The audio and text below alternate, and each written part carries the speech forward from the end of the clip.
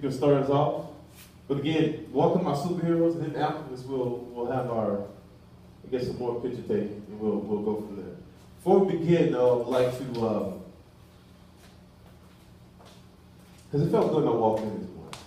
So let all of us bow our head. I don't want to say an informal prayer. It's very sincere.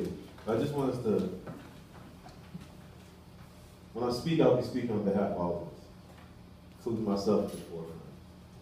Father, we come to you this morning. We all have different things that either have been on our plate or that are on our plate that we're facing.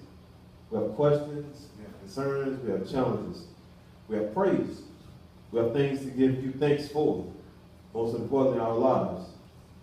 But Father, I'm coming before all of us asking to welcome in the Holy Spirit to lead and guide all of us this morning. And we receive something not just to penetrate our hearts today, but it has a lasting effect to carry us throughout these doors and throughout our pathways as we walk in this world. This week and the following week, we need you to guide us, to protect us, to love us, to give us assurance, give us confidence, and for us to be aware of our pride. Because when we have pride, we don't have our humility in place to where you can reach us. Father, we ask for this guidance today in the blessed name of Jesus. Amen. So we'll go ahead, we'll praise a little bit and go from there. You guys can stand and we'll start the song and we'll go from there.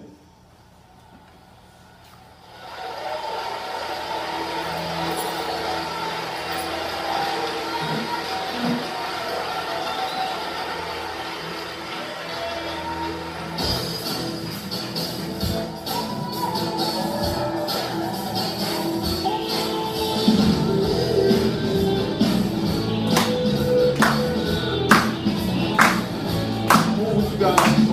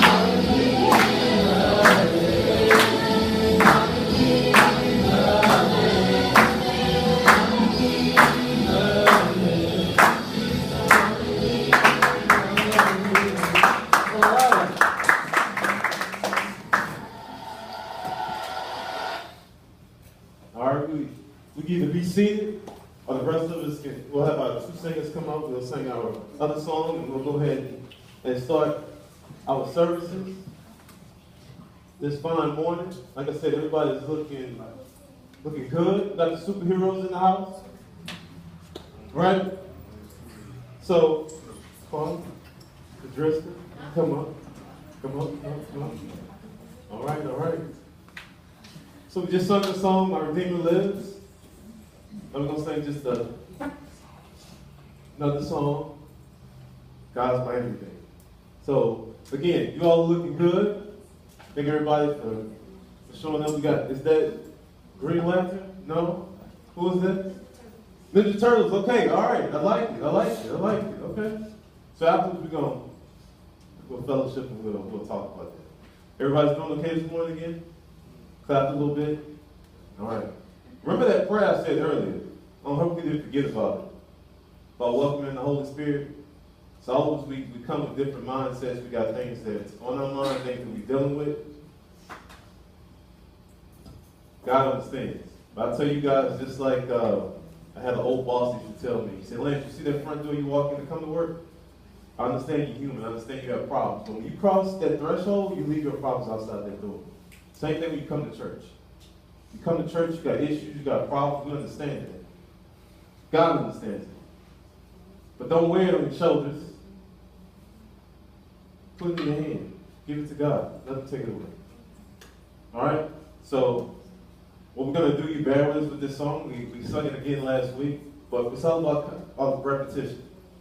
So the more we practice, the better we get. Right? Right, ladies? Ready? Okay. All right. I'll count it off. Okay.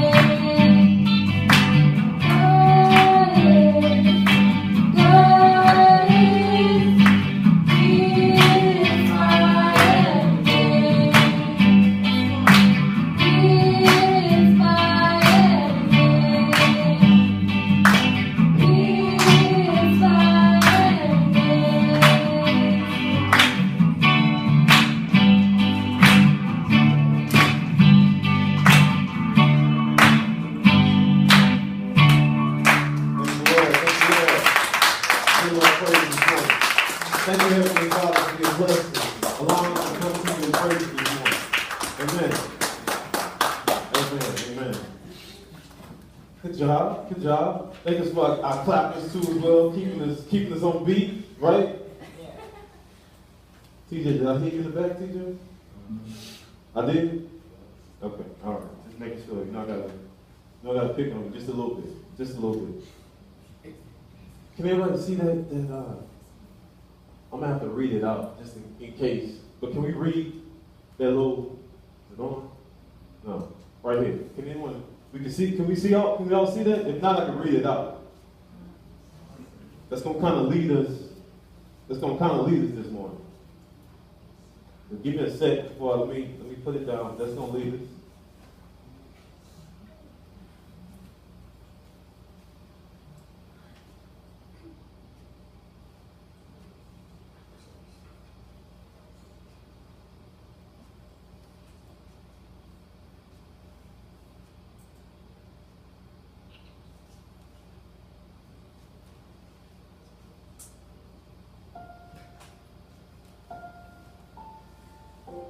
Everybody still feeling okay?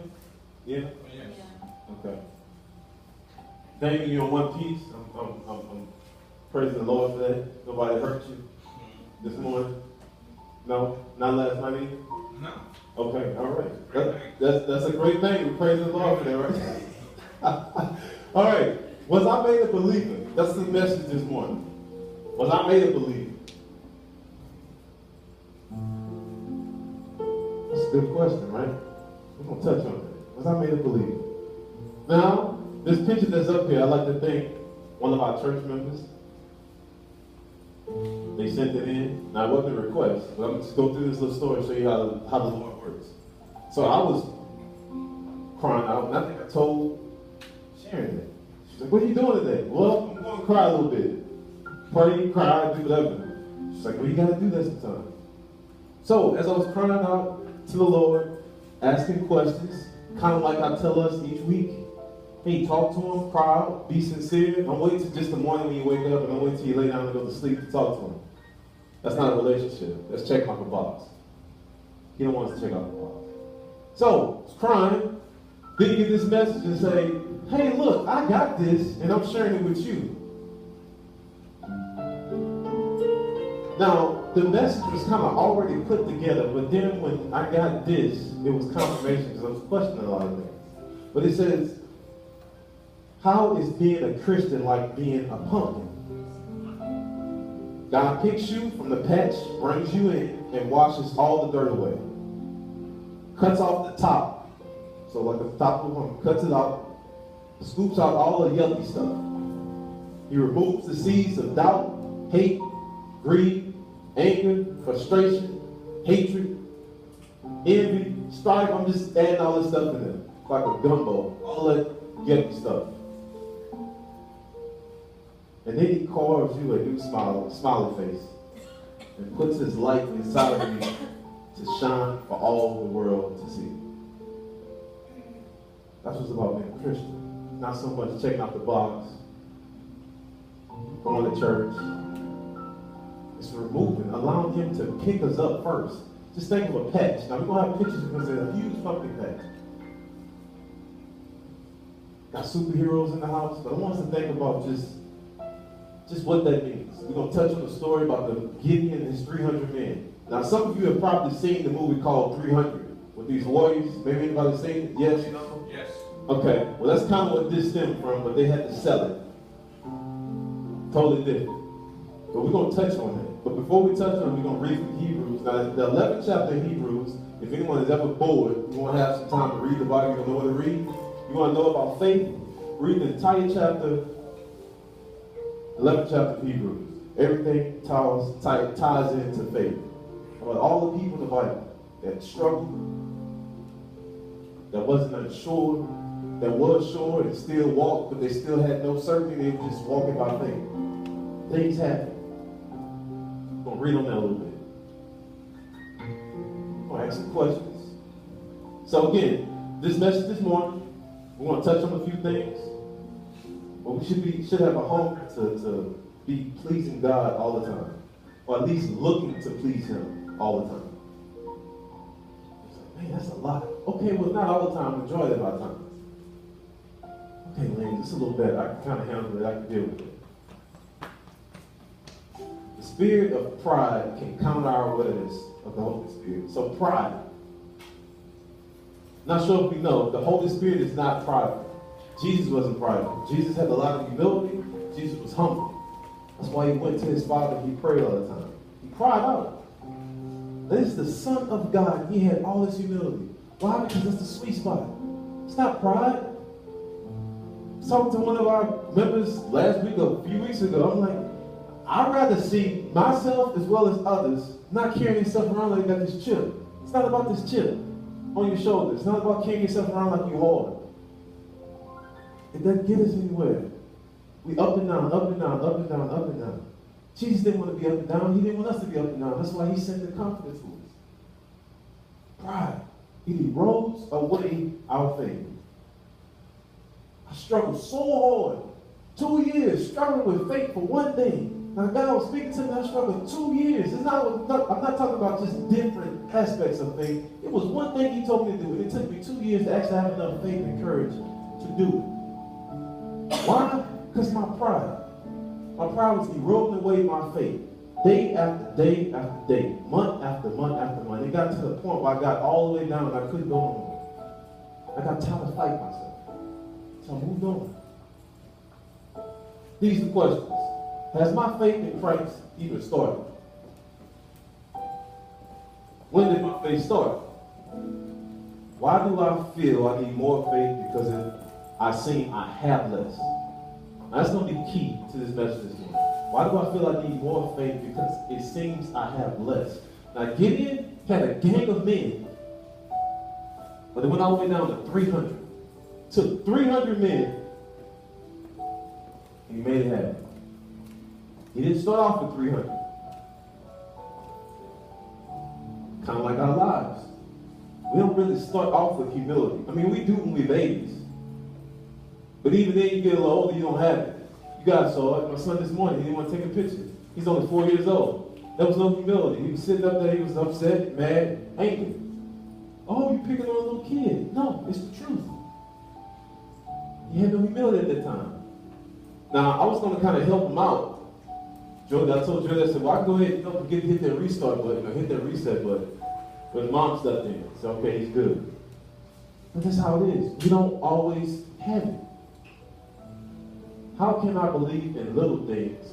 This was key. How can I believe in little things living in a world that praises things that are great? That's hard. That's where that fear comes in. I was scared. That's why it took me 2 years. I was looking at everything around me, it was great, and the faith was like little. It was eroding away. I had just a little bit, and I'm like, okay, I don't really, let me just ignore it. Can't really ignore God. You could try. You see examples of that in the Bible. Who was it, Jonah? That ran from the Lord? Lord gave him instructions to do when he called himself running, and he got swallowed up by the belly of the whale. He was inside the whale. The whale took him where he was supposed to go initially when he was running from. Spit him out to deliver the word of the Lord. Do God's will.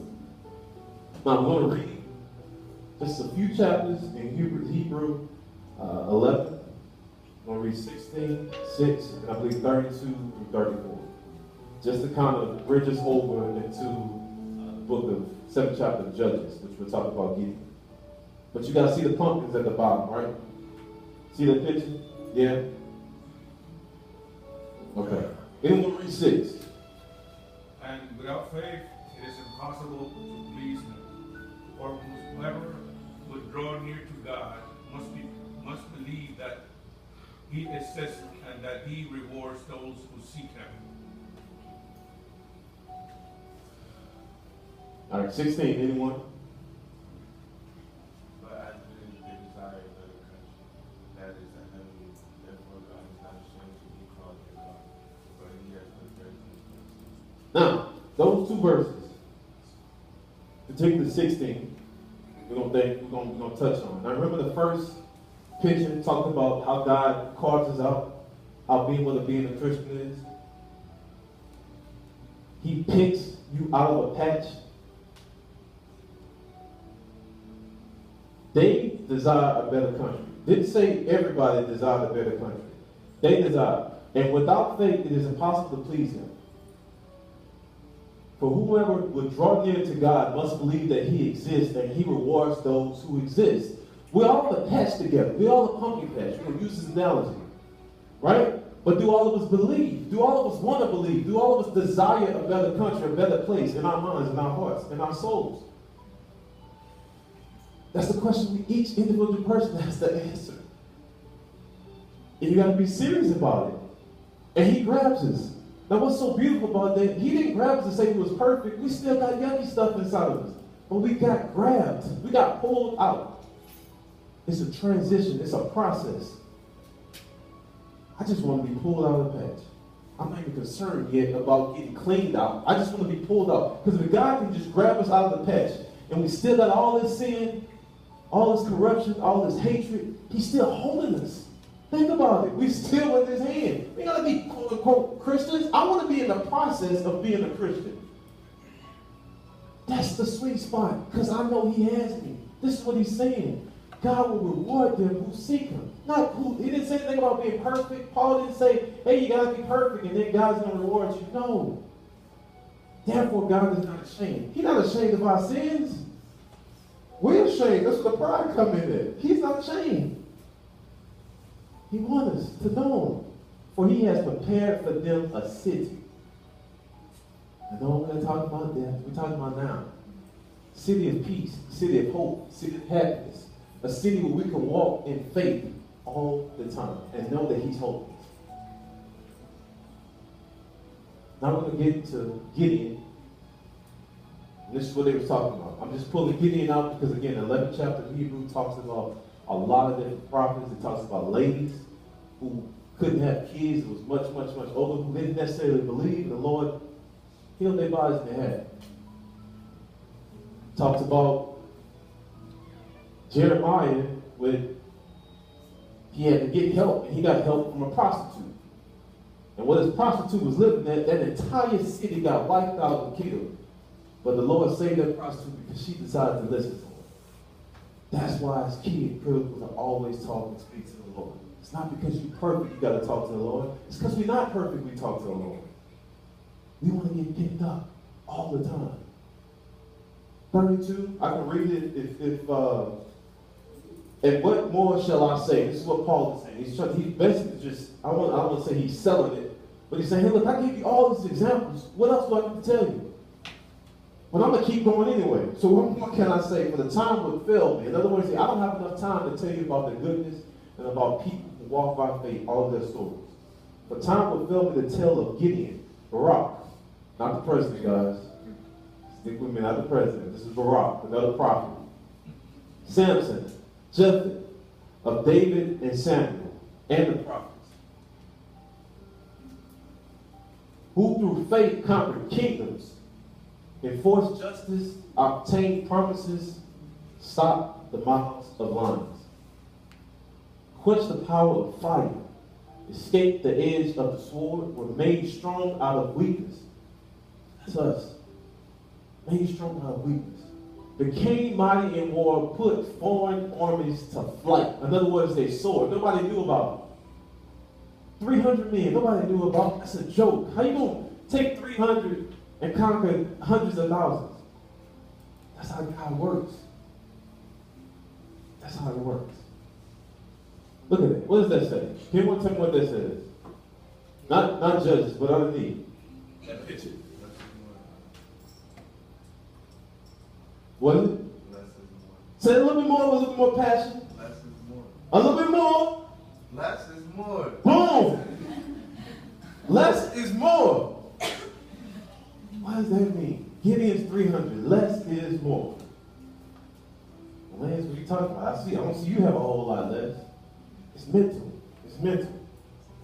What am I willing to accept? Am I striving to get things great? To increase and boost up my pride? So I can boast? So I can look good in front of people? Or am I doing it? Or am I doing it to actually help myself, increase my awareness, also increase my faith?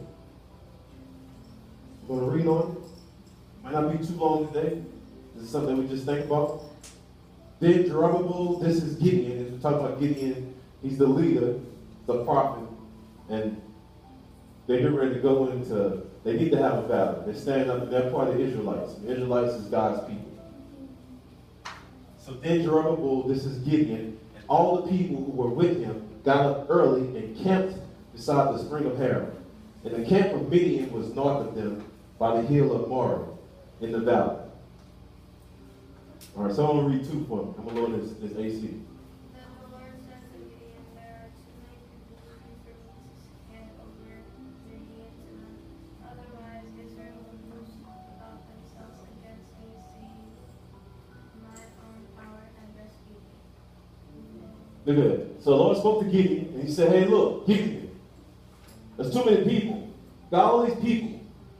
Too many soldiers. For me to hand over to Midian to them. Otherwise, Israel will boast. I'm talking about that boasting pride. Oh, I did this. I didn't need the Lord. We had all these soldiers. What's key? Gideon probably would have been boasting. There's no room for the Lord. Think about it. If you got all the men and you actually beat all these people that's trying to go against you, do you need the Lord? Well, Lance, well, how does that apply to me? We're not fighting nobody now. There ain't no army. I'm not signed up in the military. We not? Think about it. Are we not ambassadors? Are we not soldiers of the Lord? So whether or not you realize you enlisted by saying that Jesus is our Lord and Savior, claiming it, by default, we enlisted being a soldier for the Lord. So our fight is different, but it's still a fight. This is a natural fight. But know what this fight is for us? Which we face all the time. And the media does a great job just to continue to emphasize the point, to sell it, to keep us away. Pride. Think about it. I don't know if you guys watch a whole lot of TV. I don't. But when I do see it, they try to sell Jesus. And I never see anybody talk about the humility aspect of it. Never. You don't talk about humility. You don't talk about being humble. It's always pride. It's always something that the biggest thing you always hear, oh, you turn water into wine. Oh my gosh, that's the only thing you're going to remember Jesus for is wine, turning water into wine? Does anybody really know why he even did it?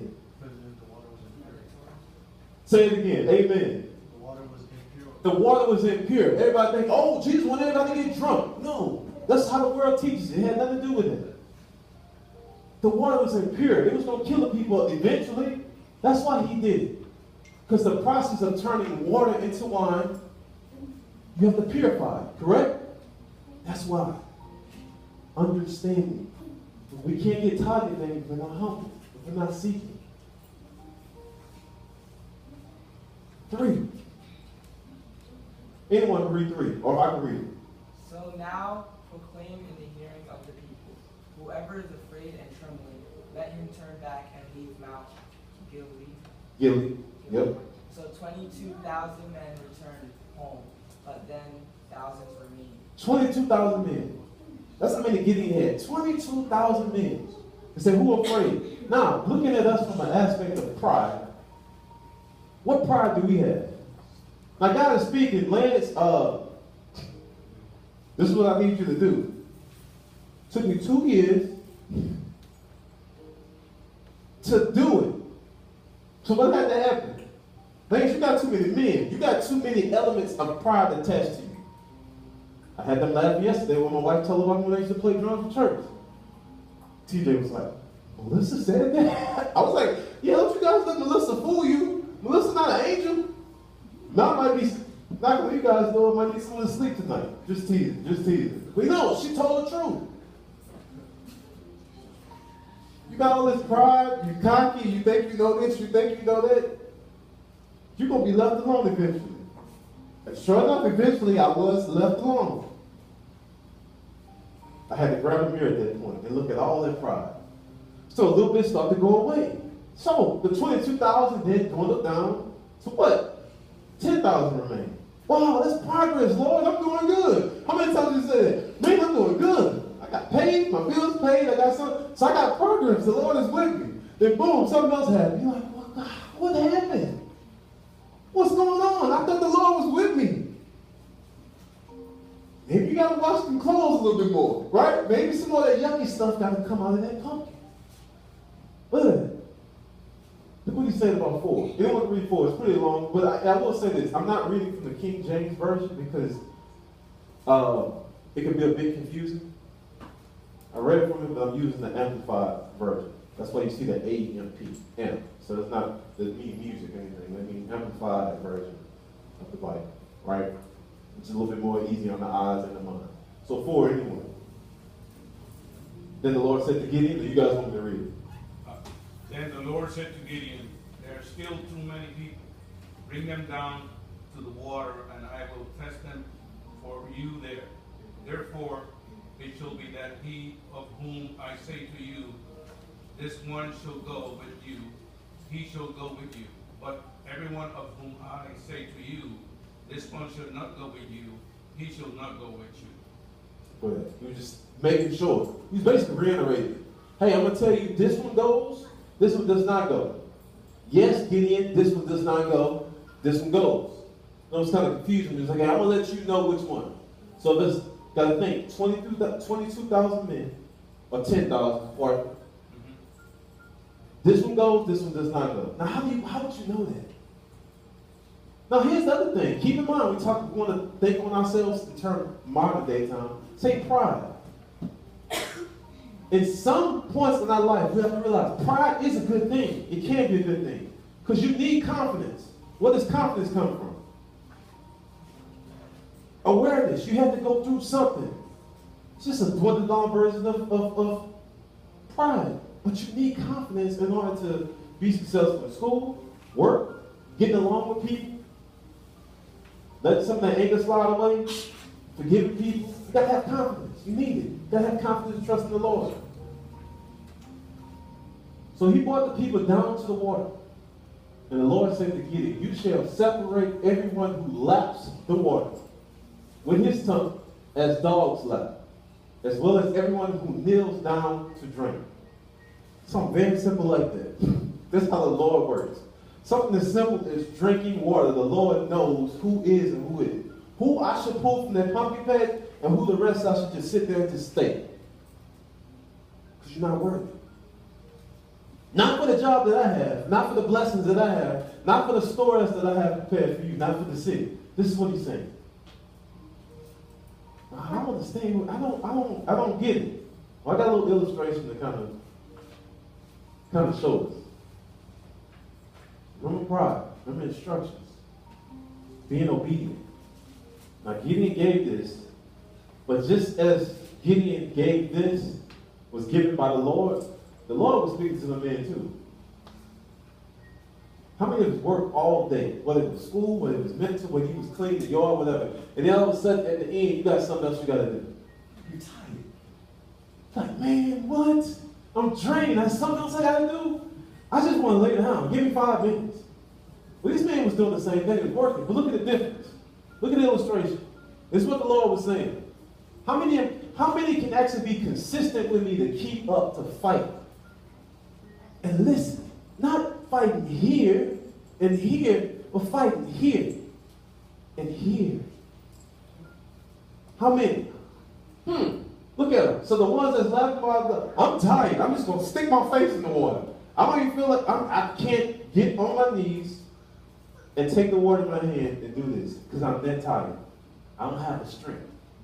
I'm not even thinking about it. I just want to lay down like a dog laughing and stick my face in the water. That's the separation point. Out of all 10,000 men, only 300 out of 10,000, only 300 had the awareness, the willpower, the strength to still hold themselves and drink water with decency. Had faith. Now the number of those who lapped the water, putting their hand to their mouth, was 300 men. But all the rest of the people kneeled down to drink the water. Stuck their face in the water. And the Lord told Gideon, with the 300 men who lapped, I will rescue you. That's all I need. I don't need no great number. I need 300 faithful men. I will rescue you, and I will hand over the Midianites to you. Let all the other people go, to each man his home. So the rest of them, thank you, fellas. Appreciate what you've done. But you got to go home. Can't stay here. We got to move on. Same thing with faith. Now, you're going to be faced with this. I know I was. Well, I was like, hey, look, this is what I need you to do. So you got to let go of this, say bye-bye, and you got to walk forward with me. Did it hurt? Absolutely. I'm sure that hurt getting to let the man go. Did it hurt me to say, hey, look, I got to leave my family, leave everybody that I do, leave my house that I had established, leave work that I had established, to move to Florida? Well, I don't see nothing.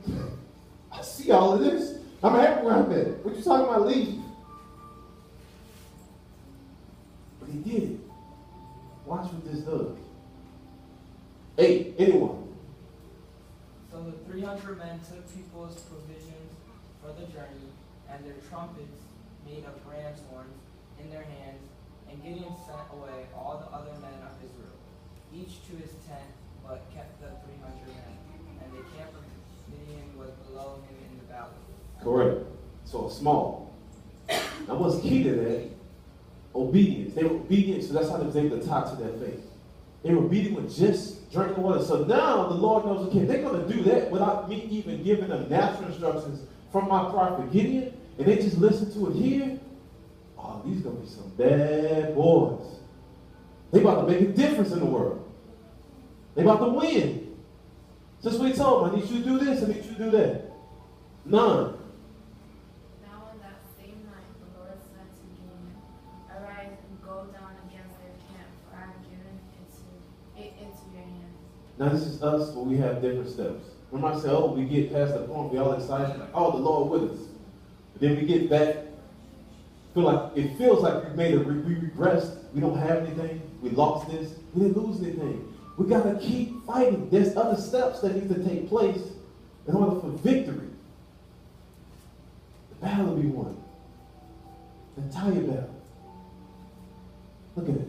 Arise. Now look at this. How many times we're afraid? I just told you the illustration. There's many of them I can tell you. I don't want to bore you guys. I was afraid for 2 years. Gosh, that's a long time. I can't be afraid that long. Trust me. I don't want anybody to be afraid that long. But I was afraid for 2 years. 2 years.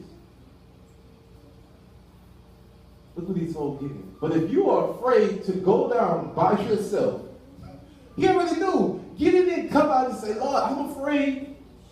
A lot of times we don't have to tell the Lord when we're in the midst of the Lord. He knows. He's going to come and tell us. Hey, all right, I'm going to give you a way out.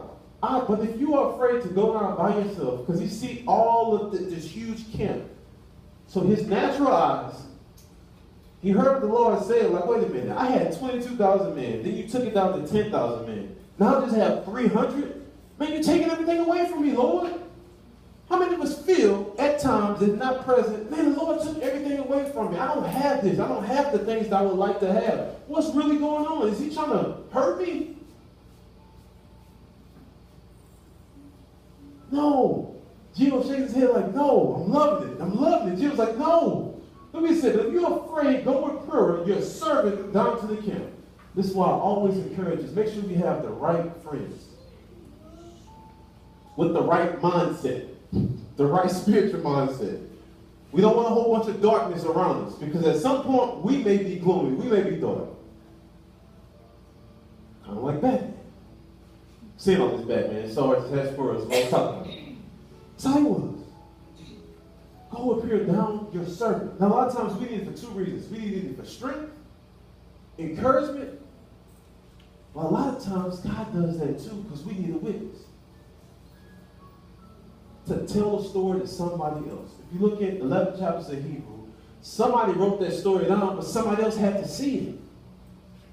You can't just say, oh, well, the Lord got me. Well, did anybody else see it? Because that's how the world, well, did anybody else see it? And what's sad with the world, you can have a witness and they still question it. Like I'm sure scholars and theologians and scientists question this. Well, we don't know. I know by faith. 11. Anyone? And you will hear what they say, and afterward you will have the courage to go down against the camp. Then he went down with Yep. his servant to the outpost of the army that was in the camp. Still walking. faith. Now he's scared, but he's still walking. And he told him, you're going to have courage. 12. Now the Midianites, I'll go ahead and say some words here. The Midianites, 12, which is, now the Midianites and the Amalekites and all of their sons of the east were lying camped in the valley.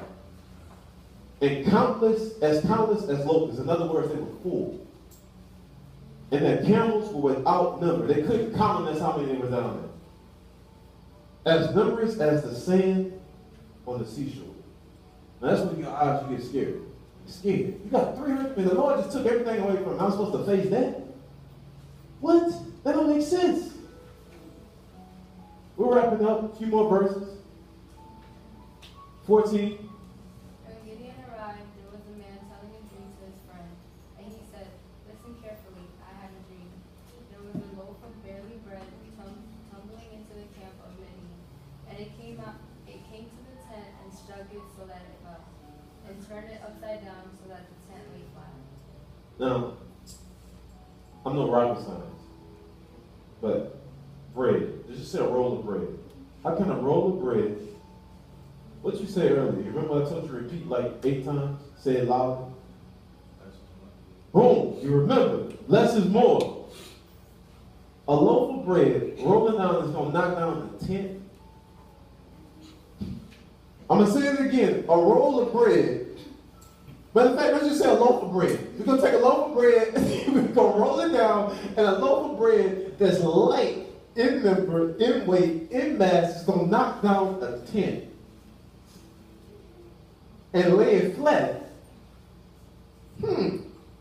Now, I don't know about you guys, but if I ever had a dream where I saw some bread knocking down a tent, I think I'm about to tell somebody. Just saying. Like, man, am I going crazy? What does this mean?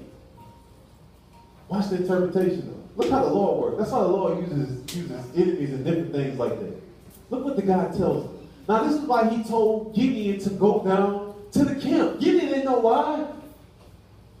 A lot of times we don't know why God tells us to do certain things. When we walk by faith, it shows up. Look what he said. Look what his friend said. Now this is the guy who was telling the story of the dream he had. Someone read 14 for him. And his friend replied, this dream is nothing less than the sword of Gideon, the son of Joseph, a man of Israel. Yep. God has given Midian and the entire camp into his hand. Look at this. This dream is nothing less than the sword of Gideon, the son of Joash.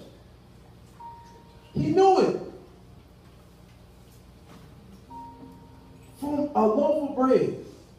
Now watch, at this point, he got a little more confidence. Gideon like, I heard this. 15. Anyone? When Gideon heard the account of the dream and his interpretation, he bowed down and worshipped. Then he returned to the camp of Israel and said, arise, for the Lord has given to the camp of Midian into your hand. He heard it. The Lord answered his prayer. Walking by faith now came to pass. What he did, he worshiped. He worshiped. He praised the Lord. Now what's so beautiful about that? Obviously, he had to be able to worship before in some aspect or some regard to know what it meant to worship. What's beautiful about that too, because he worshiped, he knows that there's a link to God. He worshiped, he said, if I do this, I know the Lord's going to hear me. He hearing everything else, he's communicating to me. I see it, but I want you to know that I see what you're doing. I'm going to cry, I'm going to worship to you. Arise. He went and told us other God, get up. We good. Go get it. Let's go get it. 16.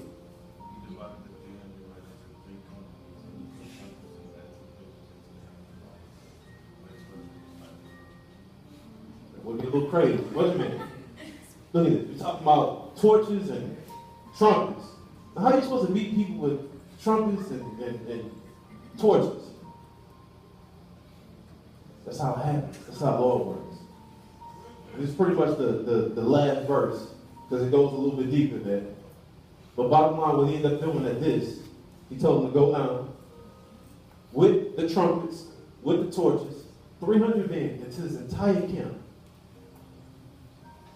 And I just want you to shout. This is what the Lord told me. Shout that it's the Lord that's doing this. And I'm paraphrasing, but basically what he said.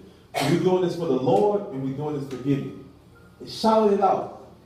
All the men took off running. They didn't even have to fight. Same thing with us. What are we doing with our faith? Lord just wants us to stand. He don't want us to fight. We don't have to get no mouth-to-mouth battle with people. We don't have to feel ashamed that we need to grab the mirror to look at ourselves. I'm a huge advocate. I'm always saying, maybe it's me. Let me look at myself. Especially with my kids. I'm always trying to get on. I was like, well, maybe it's me. Let me evaluate, make sure I'm not. Then sometimes they need it.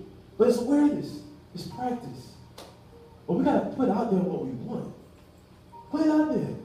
And then we put it out there, make sure either we have courage, or if we don't have it, we have the right people around us to help lift us up. To take in and remove the pride. Trust me, I had a whole lot of folks with a whole lot of pride that was in my circle, if you will. There ain't none of them left.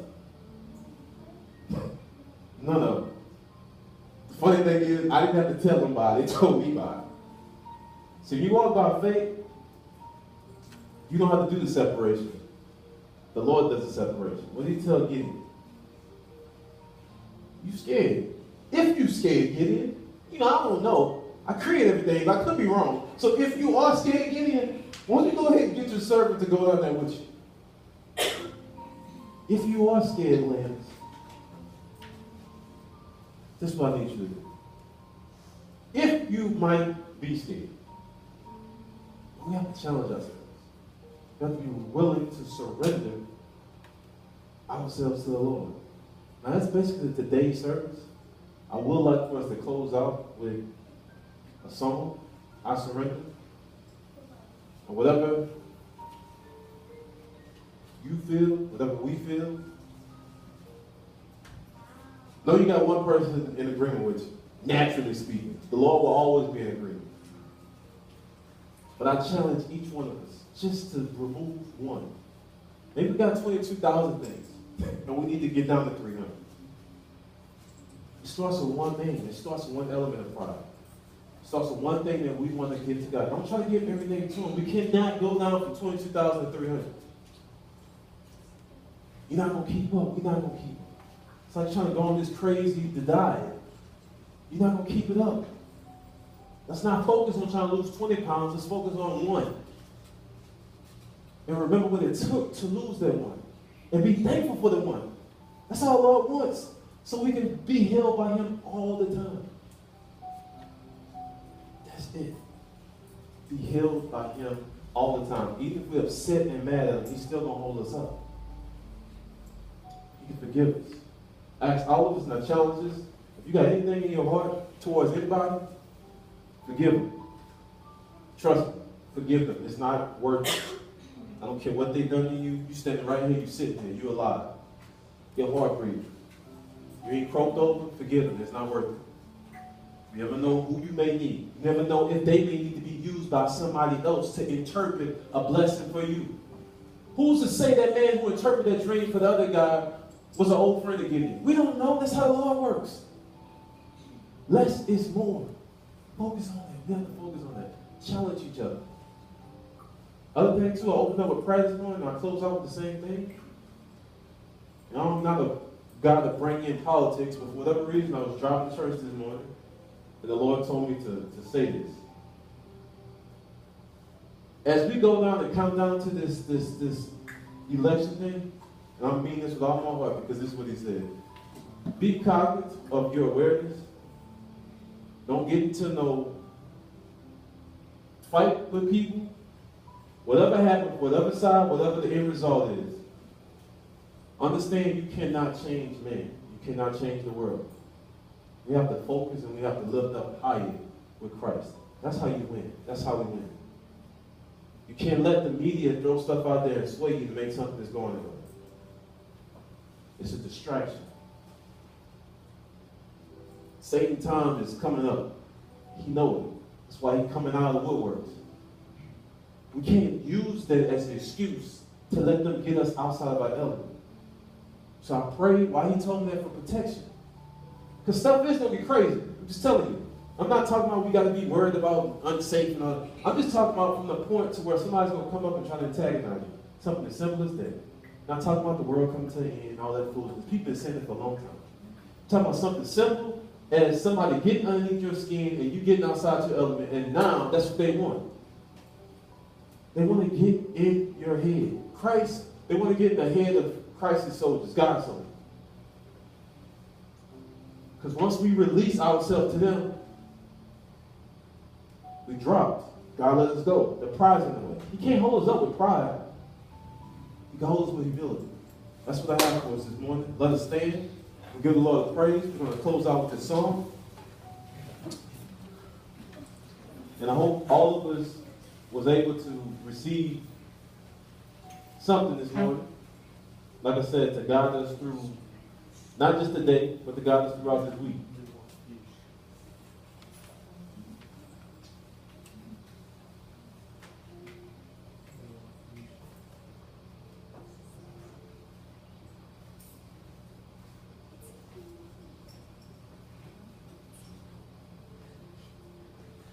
So let's thank you, Lord. Thank you, Lord. Thank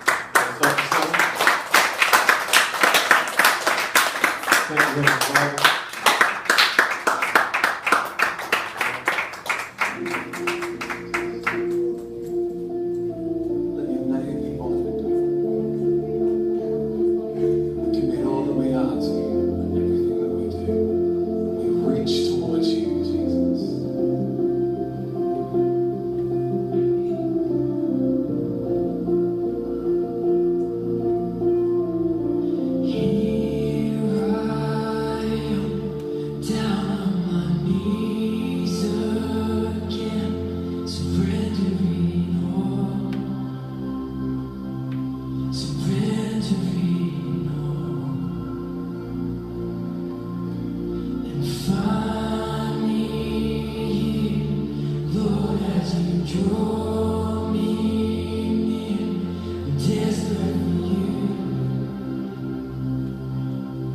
Desperate